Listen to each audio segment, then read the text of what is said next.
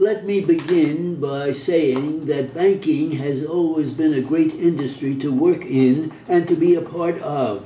Banks have had an enduring relationship with society and have had an enormous influence on the course of history. This is as true today as it ever was. Our industry is going to be called on, as it traditionally has been, to finance the continued modernization of our industry in this country, and to finance the economic activity that will provide the kind of lifestyle that people in this country have grown used to. When asked to look forward in time, Albert Einstein once said, "I never think of the future, it comes soon enough." Einstein was a great scientist, but I suspect he'd have trouble as a banker, based on that quote at least. Today, bankers who don't think of the future soon enough and plan for it aren't going to be in business for very long.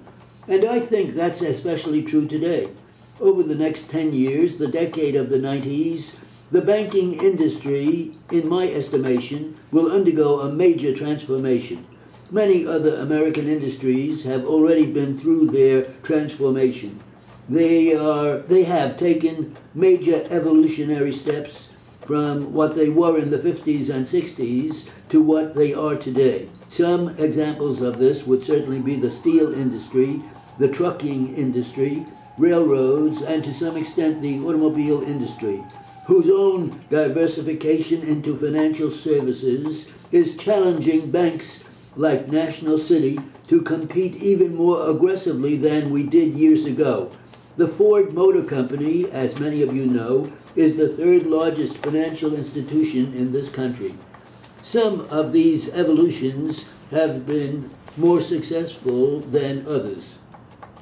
The retailing industry, for example, is in the midst of a complete restructuring, primarily as a result of a series of leveraged buyouts, and a majority of these deals have not worked very well so far, so this process is continuing.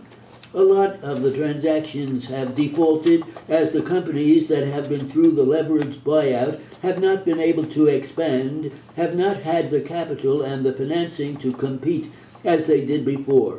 And this has led to the demise of the number of very well-known retailers. I think that this industry still faces an awful lot of challenges before it emerges in the form that it will ultimately have in the end of the century. Evolution now is knocking very hard on the doors of the American banking industry. Our industry probably will not be shaped by leveraged buyouts, since the capital requirements in our industry are clearly established. I do think that the changes that our industry is going to experience in this decade are going to redefine our concept of a bank. They could, and I think will, outstrip all the changes that have taken place during the first 90 years of this century.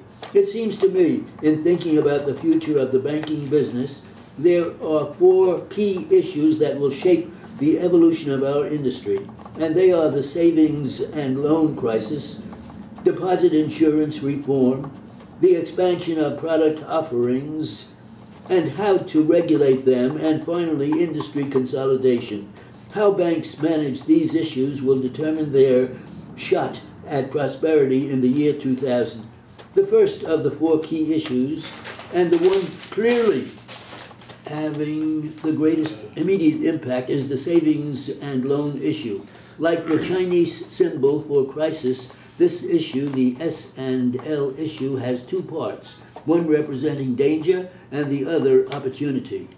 The danger lies in the fact that the S&L problems have spurred calls for far more distinct restrictive regulation and a reversal of some of the new competitive powers like the banking industry has won in recent years. This is occurring at a time when I believe the banking industry needs restrictions loosened, not tightened.